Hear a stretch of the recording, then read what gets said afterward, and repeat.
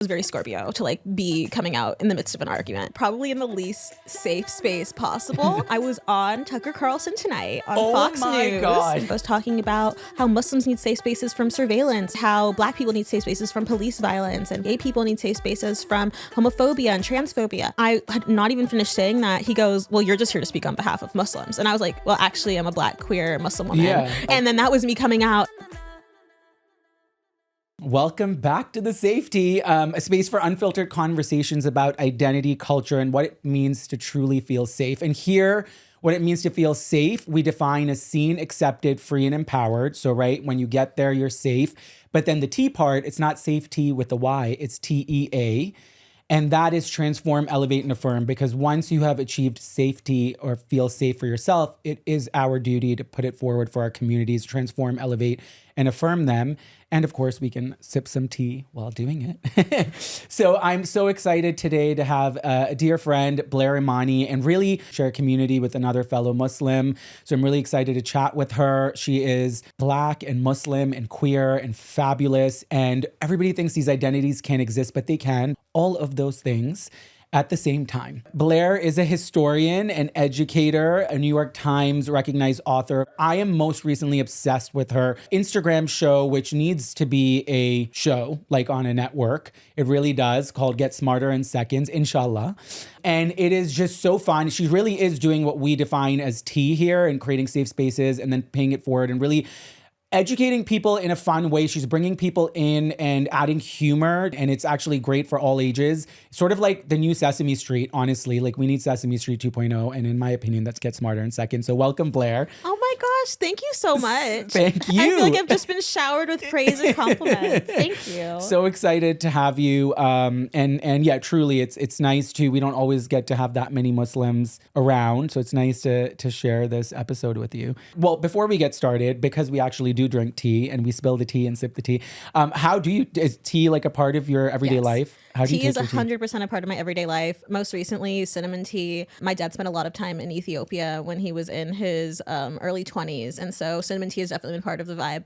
My dad did try to tell me that cinnamon tea has caffeine in it, which it might if it's mixed with black tea. But I was like, Dad, let's fact check. No, it doesn't. But I think that tea can be so great, like from a ritual practice, like praying salat. It's part of your, everyday routine, so you can like decompress. But it also, from a medicinal standpoint, a lot of teas, whether it's turmeric tea or mint tea, have anti-inflammatory properties. Yeah. So it can also physically reset the body. And so tea is 100% part of my life. But I don't really have the best tea etiquette. So like, don't ever ask me to make tea in front of a British person or a brown person because I would be embarrassing myself. We do it our own way. And honestly, like, I don't like those little teacups. I'm all about mugs. So like, I want tea in a coffee mug. That's how and I'm a big chamomile person, and it doesn't, everybody's like, oh, you're going to get tired. I have chamomile tea all day. It helps me digest.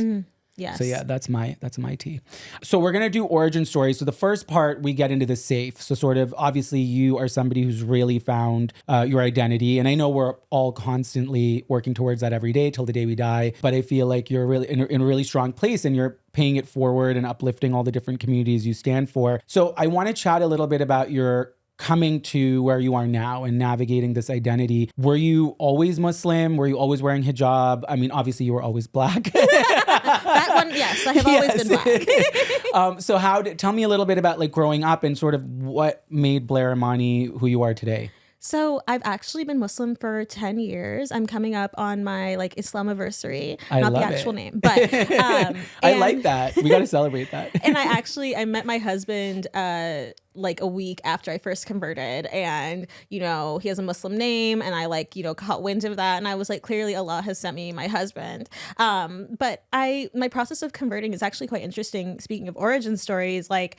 when I was a little girl, obviously 9/11 happened, and there was a lot of, misconceptions about Islam. And one of my classmates, his mother came in, and she was a professor, and she just taught us about the 5 pillars of Islam to try to demystify it. And I think that was a great approach. Like her son, his name's Hassan, like he was getting bullied, he was getting stereotyped, and her approach was education, which is very much my approach too. Like, okay, if people are going to be hateful, maybe we can teach them more. And then once they're better informed, if they're deciding to be hateful, that's one thing. But if they're just misinformed and acting on that, maybe that's something that can be healed and move forward. And so we had these little like construction paper, like where we just like, folded out 5 panels and then we drew every aspect of like, oh, Hajj, oh, fasting, zakat, Yeah. And on the one where we wrote Hajj, which I think was the last one, I wrote, one day I want to be Muslim.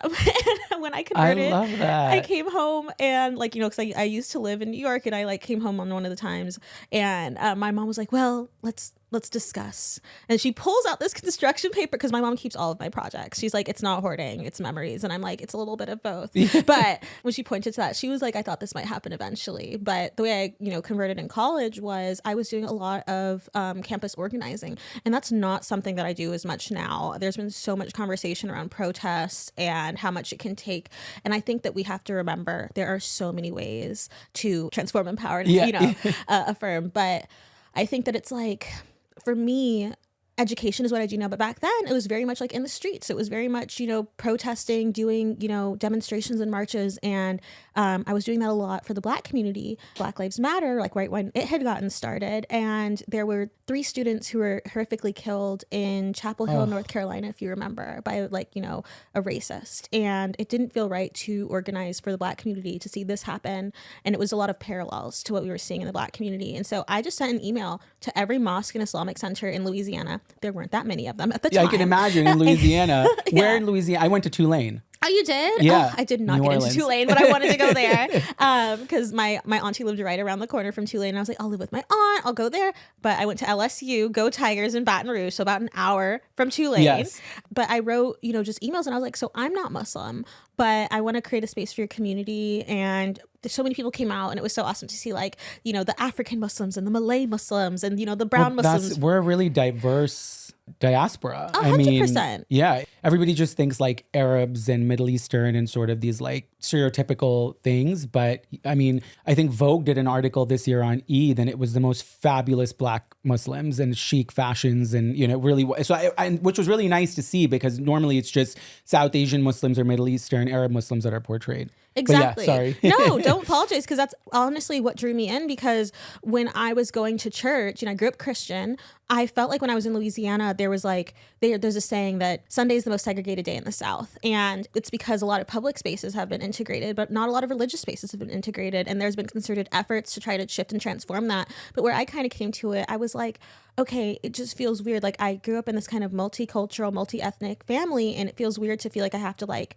be less complex. And then I went to the mosque, and it was like everyone from everywhere all getting along. Now, mind you, I know that's not the way that every single mosque is. Like sometimes people do like separate by ethnicity or by language, but I think because it was a college town, you had a lot of professors who were coming from overseas or people all across the US, and we were getting such harassment as Muslims, especially this is 10 years ago. So like 2015, even before, Trump took office for the first time, that it was kind of like this unity, like, we have to stick together. And then they were like, okay, well, thank you so much for organizing this. You're welcome to come to the mosque anytime. And I was like, okay. And so I started going to the mosque. And as I went to the mosque more and more often, I started to be curious about the Quran, because I was like, the narrative publicly is that Islam is something scary and terrible and, terroristic. And I was like, it feels so weird, because I'm seeing these folks who are living their lives in service, and it was just such, a beautiful experience. And so I eventually started to learn, and it was separated by gender. But in some ways, I think that was positive for me, because it was like the first time I was in fellowship with other women when it came to talking about God, and all different generations. And so I eventually, I think after studying for like several months, if not a year or more, I had even learned Arabic. Can't speak a lick now, but I could read it at that point, because well, I was locked in. I knew how to read the Quran, but I didn't know what it meant, but I knew like the alphabet and how to read it. Yeah. There's this Roku channel that would teach you Arabic. Wow. So I was like locked in, and I eventually converted. And I think it was a little jarring for my parents, a little bit of a shift. Are they like Catholic or Christian or? So my parents are pretty spiritual. I think they're both Christian adjacent. I would say they're Southern California Christian. Okay. So they're more like spiritual than anything. Yeah. But I definitely grew up going to church. Okay. And I think they still like, my mom's very big into Christmas and very big into Easter. Which we still, my family, we celebrate Christmas as just a time to get together and gift giving. So culturally. Yeah. So I think you can still celebrate. Yeah. Well, I think when I first converted, I was a little bit of a Wahhabist. So you were like very I was like, no Christmas. It is un-Islamic. Everything is haram. I even like, there was recently a model who converted to Islam, and everybody was sending me her videos because like she was before like kind of, a fit model. And so she had like a lot of like, outfits. Oh, I think I saw a TikTok or something. Yeah. And so she Instagram. got rid of all her like, hoe clothes. I 100% had that same phase. Now I think I'm a lot more chilled. I had to like figure out how to be me and be Muslim at the same time, instead of being this like very unattainable image of what a Muslim is. And so I constantly struggle with that. I very much publicly went through that throughout my 20s. But I think today I've tried to find a way to be myself, be Muslim, and to use my faith to educate, and my value system to educate people about a variety of different subjects, not just related to the Muslim world, not just related to what's happening in Iran or in Afghanistan, but to also help people understand about things like disability and LGBTQ plus rights, etc. I think it's so incredible. I mean, it's so daring and bold to many, but I think it's just you being so authentic to who you are. But I think we need that, like I'm sure you get Instagram trolls, but I get people being like, you're not Muslim because you're gay, and for you,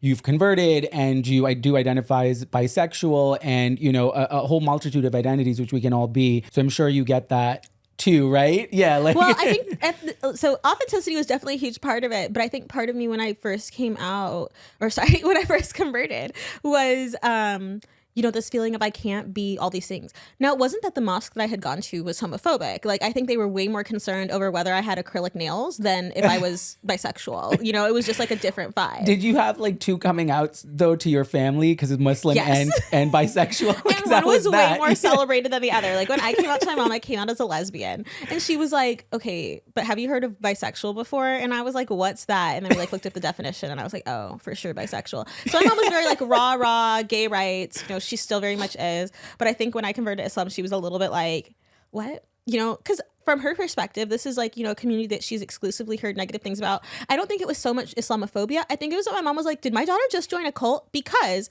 I had like had this huge shift in how I was expressing myself. Like for me to get rid of like all of my clothes and like completely start dressing differently and like getting super hardcore into it. And then also to be with, in a relationship with someone with a Muslim name a week after I converted. My mom was like, she's in a cult. So she like came down to Louisiana from California and was like, I need to meet this person. I need to figure out the mosque, because she was really worried for me. But I think at the time I was just like, Mom, why are you judging me? As a 10 years on, I'm like, she reacted the right way. Because I think that if somebody in your life makes a huge shift and they're starting to reject a lot of things that they may have grown up with, it can be really scary. And so I have a lot more empathy for how she reacted now. Yeah, I think all our parents sometimes just react out of fear. And I mean, you're not a parent. No, not yet. No. Right? Yeah, we're not parents Inshallah. yet, but inshallah. But I do think that we'll see that it's coming from a place of just like worry, and I do think I think that's amazing that she was that concerned to come down and check on you. The first time she saw me wearing hijab, she was not a fan. I think she's very much at that time was like very Western feminism, like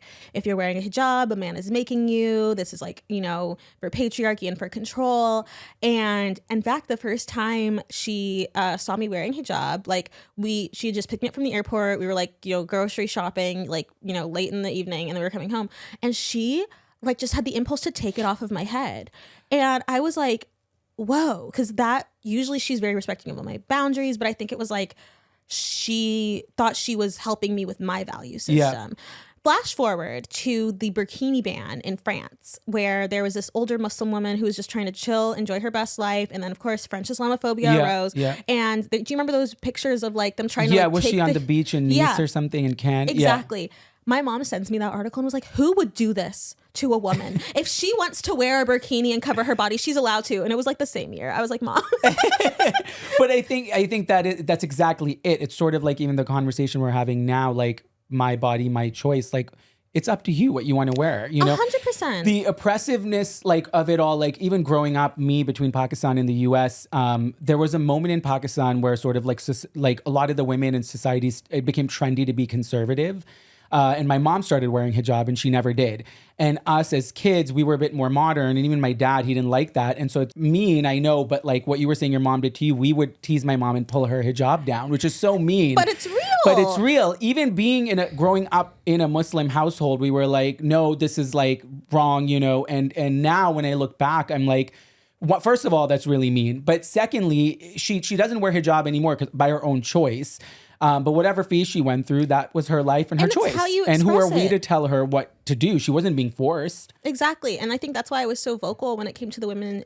I said, I think I said it super American before. I was like Iran, but Iran, because I didn't see a lot of hijabi Muslim women speaking up in the US about this complexity, because I think we become very protective of Islam and we want to say like, no, it's always a choice in every circumstance. And when we see the situation in Iran, No, in some places you're forced. Yeah, where you're forced. I just felt like I felt so compelled. I actually did a video protest where I shaved my head and I had like a voiceover where I was like talking about Masa Amini and how, upset I was. And that got a lot of backlash too for a variety of reasons, because some people, you're always going to upset someone. Of course. But I think that for me, like I am most comfortable with a scarf on my head and showing some braids. And I was just on a podcast called Mama's Den, and I was talking about like how modesty and womanhood and faith and spirituality, it is so complex and so diverse.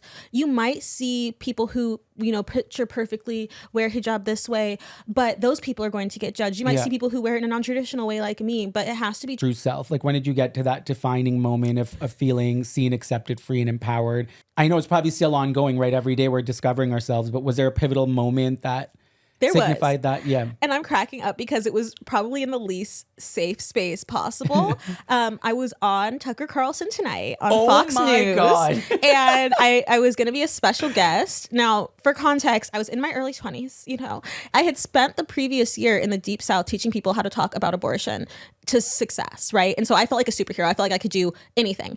And when it came to this opportunity to go on Tucker Carlson Tonight to talk about safe spaces and like helping Muslims feel supported, I was like, let's go. I didn't think I was going to change his mind, but I thought I would get, a few points across. And my mentor at the time was Van Jones. And I was like ready to go and like start my debut era of being a news pundit.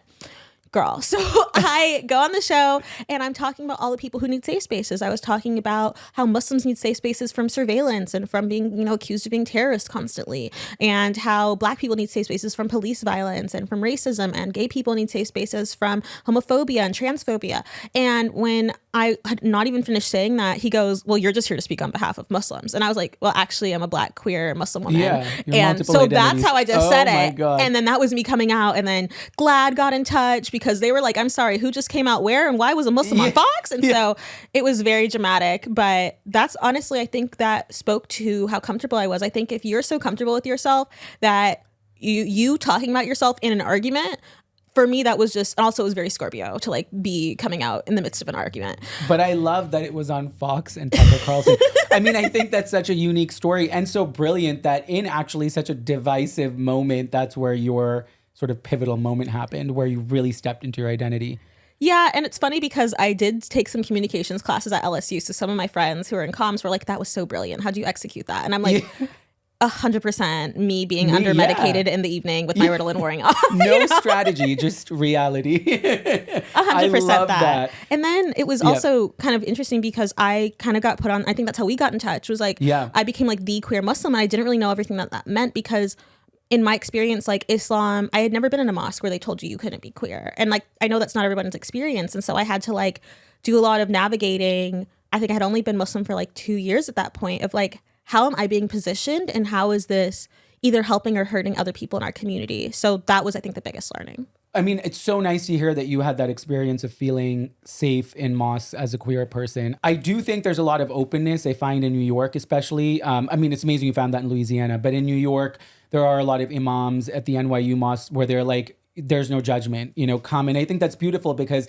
people like me who pushed away their identity because it rejected them, like now can sort of reclaim and reconnect and find community and people that support them. So I think it's really, really important. Talking about some challenges or times maybe you felt unseen or misunderstood, like even now you're navigating all these identities that not everybody sees and respects as a possibility for one human experience. So has there been like a time that stood out recently, where you've been misunderstood or not seen for who you are? I'm sure many, but something that poignant. I think one that was really difficult was navigating my queer identity as a bisexual woman after getting married and having a husband was really difficult for other people. And I remember it was like Bisexual Visibility Day. And I was like, I think people don't realize that I'm still queer.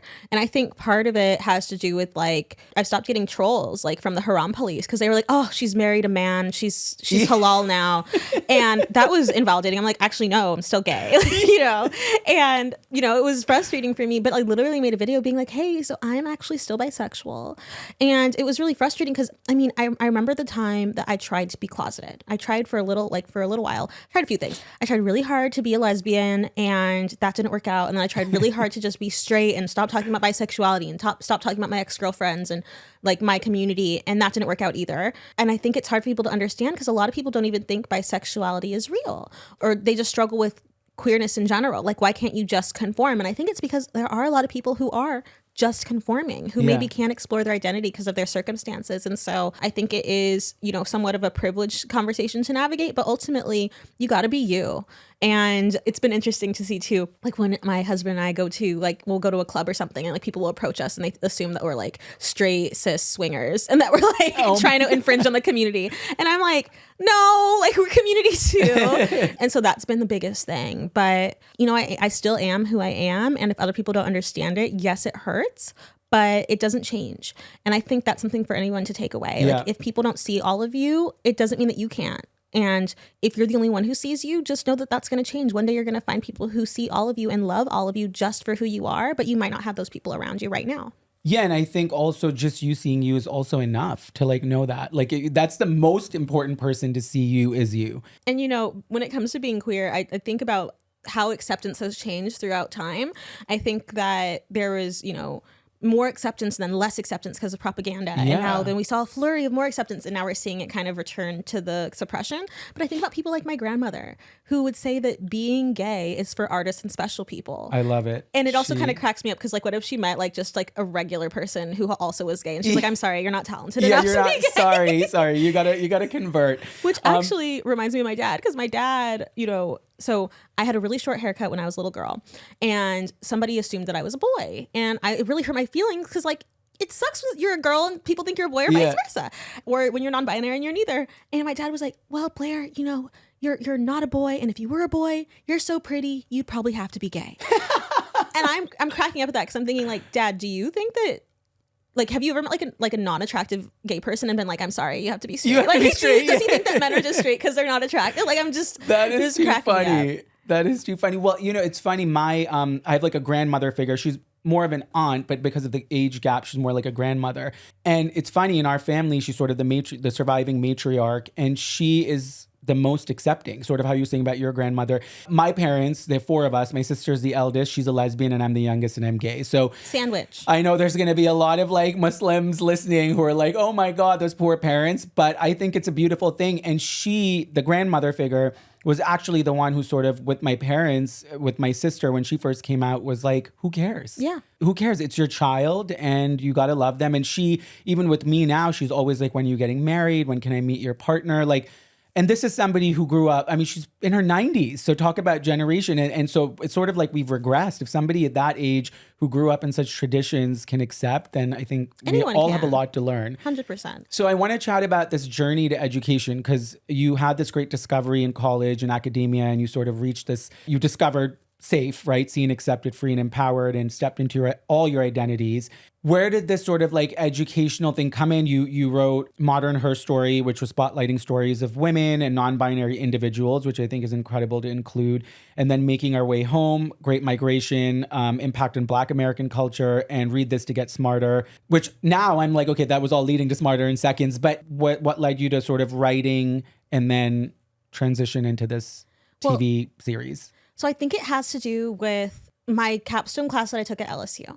And that was so interesting because, to do your history program, you had to do a capstone class. And, especially if you didn't want to like go down a certain path of history, I did American history and specifically around slavery into the civil rights movement. So I had to do a, capstone at a museum. All of the museums in Baton Rouge were plantations. I was not about to do an unpaid internship at a plantation as one of the only Black kids in the history program. And so the head of the department, Dr. Stater, was like, I completely understand. And so I was able to work with a community Black History Museum with Mrs. Sadie Roberts Joseph. And she took me under her wing. And I remember there was one day where we were teaching a group of 8-year-olds about sharecropping. And I was like, they're not going to understand the complexes of Jim Crow and sharecropping and the nuances of racism. And she goes, well, if they don't understand at the end of your lecture, then you didn't teach it properly. And I was like, oh my gosh, drag me. But I think it really like sparked this idea that we can explain feminism to kids. We can explain racism to kids, and we can, help people get smarter in seconds. And so I became really fascinated kind of at the end of my degree program with taking big concepts and making it smaller so that people could understand it better. And so with my books, I wrote the first one, and that was such a wild ride because LeVar Burton, an icon of literacy education, shouted me out on Twitter and helped me get a book deal. That turned into my second book deal, which was all about what I had studied with Miss Sadie Roberts Joseph at the African American Museum, talking about Black history. And then by the time, 2020 happened, Making Our Way Home had just come out in 2020. And my parents were like asking me when I'm writing my next book. And I'm like, I just finished it. What the heck? But everything got shut down. And so my parents were like, you have a lot of free time. You should write another book. And I was like, I'm depressed because it's COVID. Like, what? Sorry, no, But I did eventually figure out like, how can I teach more? And so I started going online and I started to teach people about different subjects. A lot of it had to do with racism, especially following the murder of George Floyd. And as I did that more and more, it got more and more interest. And I was like, okay, I don't think that people don't care. I think people don't have time to focus on a wide variety of, subjects. And so I've covered so many different things. I've been doing Smarter in Seconds for 5 years. But in my first year, the same editor that I had worked with, Caitlin Ketchum, on my first and second book, asked me if we could turn Smarter in Seconds into a book. And so that's how it came out of it. So I really like to say, I have like gender studies, Black studies, and sociology. That's kind of like the 3 books that I've written. It's incredible. I mean, and I think there's probably so much more, that on the horizon. But jumping into then Smarter in Seconds, like the show is so well edited and done in a short time frame. And it's fun, right? It's entertaining. So how do you think about like a whole series at a time? Like, how do you come up with sort of the episodes? Or is it really based in just like exactly what's happening in the moment? It depends. I have to shout out Kat Wheeler, who's my creative manager, who helps behind the scenes. Right now, Kat's pulling a bunch of different subjects on like limb differences. Like some people don't have both arms and both legs. Like, let's talk about that. Or anxiety or bipolar disorder or depression. And then Kat will kind of like pull the facts. And then we go through a brainstorming session where we're like, what's the hook on this? Like what does it mean to be bipolar, and how can we like both subvert an assumption about it while also teaching people? And how do we get people to watch for longer than 3 seconds? That is the eternal struggle. As someone with ADHD, I have it built in. Well, we were just talking earlier about like there's stats that TikToks and stuff, it's like 3 seconds is the most people will spend time on, and then they'll go, which is insane to me. People's you have 3 time seconds is to capture their attention. Yeah, I mean, people's time is expensive. Like, I feel like you really have to earn it. And I think from an academic education standpoint, a lot of people get really frustrated. Like, why don't we just sit here and learn? Like, this is going to teach you. But I think on the other hand, it's like you have to make that compelling to people why they're going to teach you. And so it's helped us get really experimental and really strategic. A lot of what we do is around days of awareness. So for Down Syndrome Awareness Day, we did that, which is it's on March 21st, so 3/21. And it's fun because it's a third copy of the 21st chromosome. So like, look at that day of awareness. I love that. Isn't it Smarter in Seconds? And so I get really interested into it and really, I nerd out about it. But I love it because it can open so many doors and so much more awareness about what other people are experiencing. So for that video, I hired and worked with 3 different women who all have Down syndrome to be the ones to teach us about Down syndrome. Because a lot of people think you can't do both. Like, you can't have a condition and also teach me about it. So we're learning on 2 different paths. We're learning about the facts, but we're also fighting stereotypes.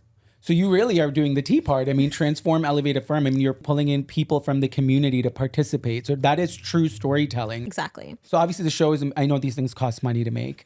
And also, I'm also like, why hasn't somebody picked this up? Like, tell me about the challenges of navigating the space, and like, how are you putting the show on now, and what are the challenges of like, because this is the type of content we need. So why isn't this well funded? So I will say from the creator side, it's it's pretty well funded, well executed, but it does suck because I feel like I have a ceiling on how much distribution I can get with my own social media channels. I average, I think, 100,000 views per video without, any type of like paid aspect to it. So I think that's pretty healthy engagement rate, and the conversations are way more transformative than just what the view count are. But I do like to flex that a little bit too. Well, also your follower count like shot up too, yeah. right? You're almost at 1 million. Inshallah, one day. But I try to cover so many different things, and I think that captures other people's attention, and a lot of people are realizing they need it. The way that I fund Smarter in Seconds is I do paid partnerships. So for example, I did a video about the new policies for blood donation and how those policies are no longer homophobic. Now you can, be in a same gender relationship and donate blood. And so I was partnered with the Red Cross. And so Red Cross will partner with me on that. That pays for that Smarter in Seconds, but it also pays for the 20 Smarter in Seconds that are unfunded. Yes. And regardless of whether or not it's a paid partnership, I still pay everyone who appears in the videos, because if it helps me make money, I also want to help them make money. That's amazing. And so I was able to develop a pilot with the Jim Henson Company for a children's show, which is a little different from Smarter in Seconds, more of me playing a character and, more geared towards young people. But I think one of the biggest reasons I've had a hard time, reaching to the more TV side is because when you look me up, the first thing you find is that I was arrested in 2016 at a protest and that I sued the police in the city of Baton Rouge for said protest and for legal arrest. And I think that people are turning their backs on the idea of wokeness and social consciousness. And so I think that a lot of who I am feels threatening to networks and different agencies. I don't think that's a complete cop-out. I also think there's ways I could better position myself for TV, but I do know a big part of it has to do with how do we sell a hijabi? How do we sell a Black person? How do we sell a bisexual who's married to a man and refuses to shut up about being bisexual? And so I think all those different things have been the struggle. And so I've been trying to figure out okay, well, how can I still be in those spaces and still maximize my reach? But I'm really happy where I am. So it's twofold. Yes, I want to do so much more. I'm incredibly happy with what I've been able to achieve, but it does feel like there's a ceiling, particularly for people of color, because a lot of education is led by white men and is led by, it's starting to become more with women, but it's still being led by white folks. And so I think that people sometimes struggle to see who can be their educator. My hope is that I reach 1 million followers, I continue to show how successful Smarter in Seconds is, and eventually I'm able to come to a deal or conversation. Yeah, of course. With a streaming platform or something. I firmly believe it will happen. Inshallah.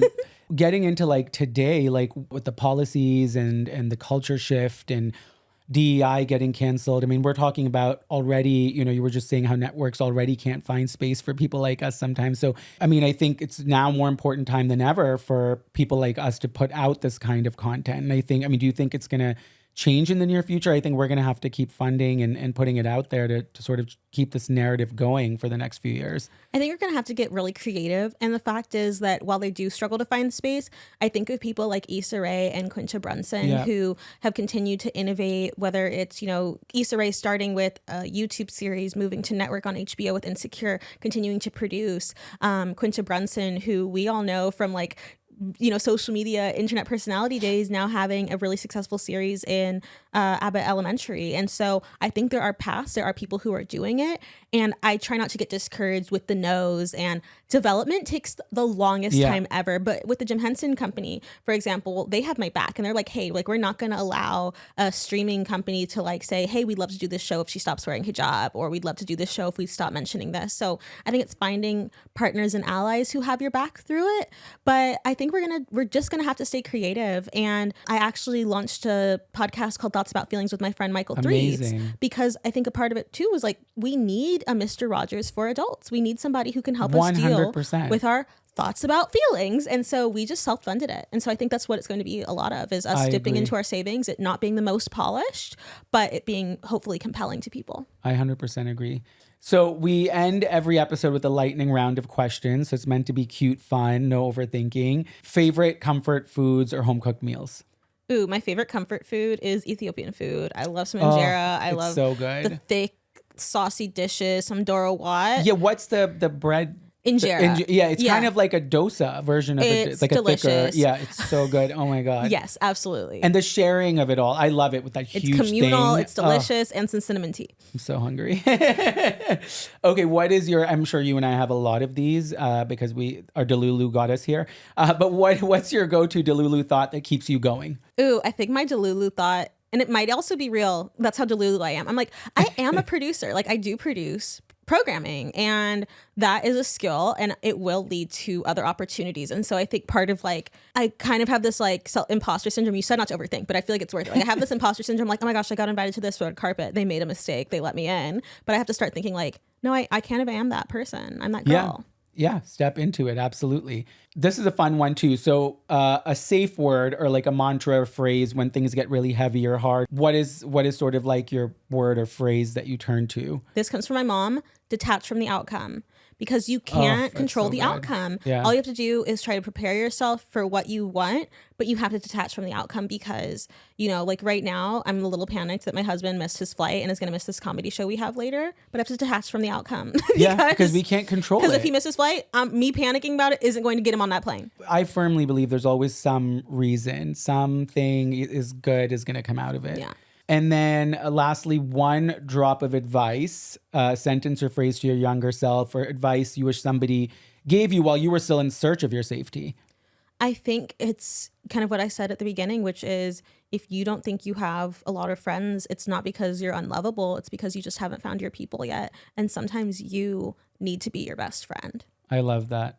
Oh my God. I mean, I think we've all been in that where you felt so alone and then you kind of realize and find yourself and have that moment. So true. Well, thank you. This was incredible. I feel like we shared a lot of incredible advice and gems, and I'm sure we're going to have like some of the Muslim world swirling and going there are crazy other things we need with to be worrying about. Two queer Muslim people sharing insights on being Muslim. But thank you for bringing your whole authentic self and always sharing your whole authentic self. I think you really do show us what it is to walk with compassion and courage and clarity, and really own every one of your identities. So I think from your books to Smarter in Seconds, which, like I said in the beginning, somebody needs to take this on. I think it's brilliant. You're helping everybody sort of unlearn these sort of systems that we've put in place and expand and feel seen.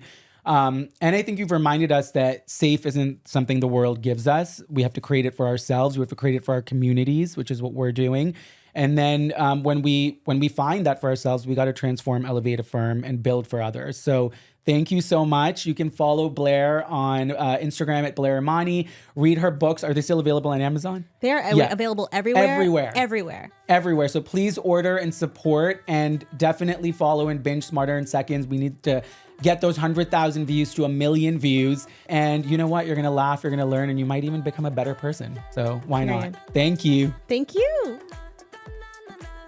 For more conversations like this, subscribe to us at the SafeTea, and we'll see you next time.